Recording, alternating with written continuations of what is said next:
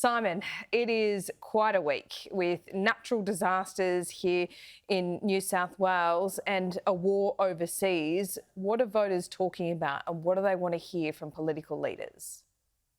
Yeah, thanks, Laura. It seems we say it every week. What a week. It's a couple of things are quite interesting. I think the lack of bite on Ukraine in terms of people's sort of, when they're thinking about their vote for this election is still persisting.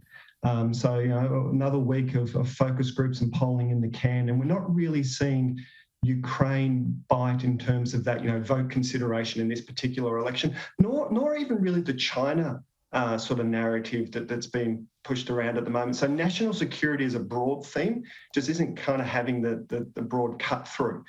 I really think I'm getting to the point now where I'm becoming sort of quite sort of confirmed and convinced in my view that what we're really heading for here is an empathy election. I really think empathy is going to be at the core of what voters are seeking from the next Prime Minister of Australia, whether that be a returned Prime Minister or a new Prime Minister.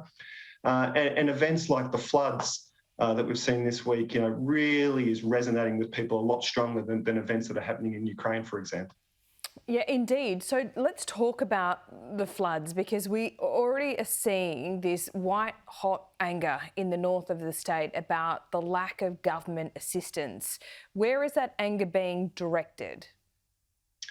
Yeah, so the work that we've been doing, which has been outside those areas, obviously, you don't want to go into those areas now and sort of pester people with the work that we do. So we've been outside those areas, but even so, you're still seeing this really playing into this narrative around Morrison, abandonment, bushfires, stuffed up COVID vaccine rollout, these sorts of issues around competency now merging into almost, it's about the values that they put politics first, and some of the stories that have been circulating around, media opportunities before helping people have really become, even outside that area, sort of, front and foremost in groups that we're doing with people. And as I say, this word, if I had $1 for every time I've heard the word empathy over the last little while, I probably wouldn't have to run focus groups anymore. Right, empathy, empathy, empathy. That is the word of this election. So who's got more, according to voters?